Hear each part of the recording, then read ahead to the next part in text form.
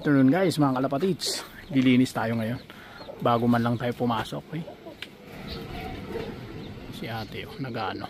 So ano ng aso. So wala na yung tatay na to. Yung Homer natin na malaki na kulay itim na benta ko na guys. So papakita ko sa inyo yung video kung paano ko siya binax. So wala na, as in wala.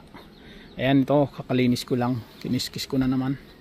So sana mabuhay itong dalawa, marunong naman na silang tumuka, ano. So buhay sana kayong dalawa. Kasi wala, talagang may nagkagusto sa tatay nyo. So ito yung mga iba nating ibon. So tatanggalin ko na yung kainan nito.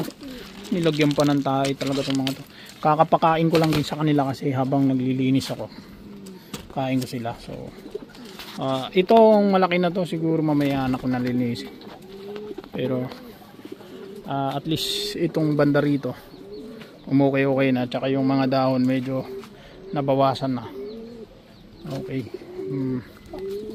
So siguro yung kainan nito tanggalin ko na rin kasi paggabi na guys, tanggalin ko na rin. So ito ang dami pang natira. Ito kasi nilalagay yan, nagsisilbing bodega ko yan para sa mga kainan nito mga to. So ayan, inlawin natin ng konti. So bawasan na naman ang ating mga ibon. Kaya nga sabi ko kapag may bibili, talagang priority ko guys yung mga bibili. So sara na natin kasi paggabi na, baka mamaya bigla pang umulan.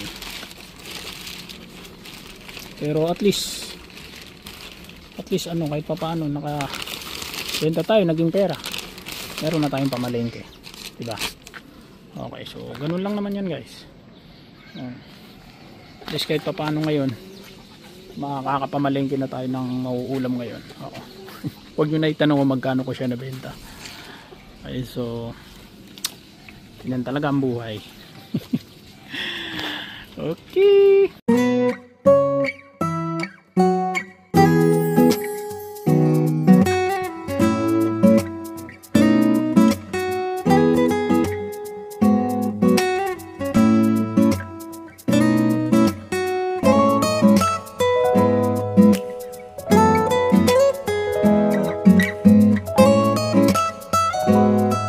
So nakita nyo naman talagang wala na si Homer, no?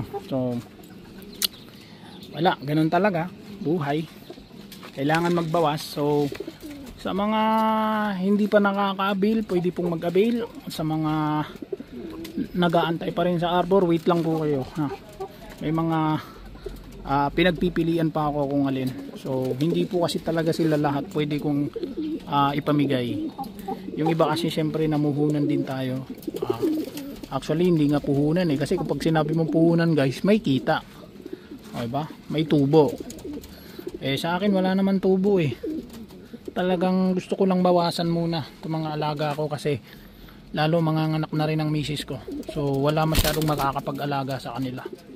So talagang kailangan ko silang bawasan. So sa mga sa mga nag-aantay na makakuha, wait lang po kayo kasi naghahanap ako ng pwede kong i-out. Sa mga gusto naman bumili ay may mga presyo po yan. Pag i-PM nyo lang po ako doon sa binanggit kong FB, yung Harijo, ang profile ko po is Kalapate na Homer. Yung mismong binenta ko po na Homer, yun po mismo yung profile ko. So PM nyo po ako, sa mga gustong mag-avail. PM nyo lang po ako. Ready po ito. Ready po ako mag-release. Okay, so habang nanonood po kayo na itong mga video ko, screenshot nyo po kung alin dito ang natitipuhan ninyo. Pwede po natin pag-usapan. Pwede po natin pag-usapan. Okay. Pagdating naman dito sa asil ko, ayan, itong asil na to, medyo may edad na rin to. So may masama namang balita sa nangyari sa mga anak niya, mga kapatid nun, yung nakakulong doon, di ba? Dating nakakulong dito. May mga tumuklaw sa kanila, hindi ko alam kung ahas. Namatay sila nung isang linggo. So hindi ko alam kung ano mga tumuklaw sa kanila guys. Basta wala na silang buhay paggising namin. So ito yung Mamaya may pipick up na rin nito, itong dalawang to. Sana kunin mamaya. Sabi kukunin daw niya, pero hindi benta guys ha.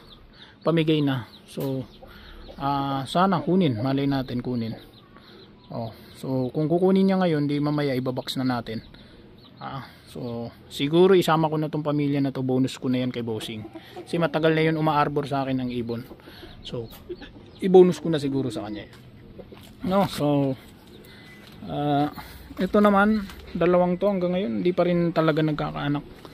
So yun lamang naman po, nag-update lang ako kasi at least bago tayo pumasok mayroon tayong ma-upload na video. So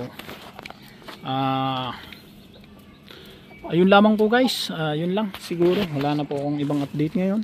Okay naman sa ngayon ang ibon natin. So ayun lamang po, maraming salamat sa mga nandyan pa. Salamat sa pagtanggilik, sa mga baguhan, pa-subscribe naman po, malaking bagay ito sa akin. So yun lamang po guys, maraming salamat po and God bless po sa inyong lahat.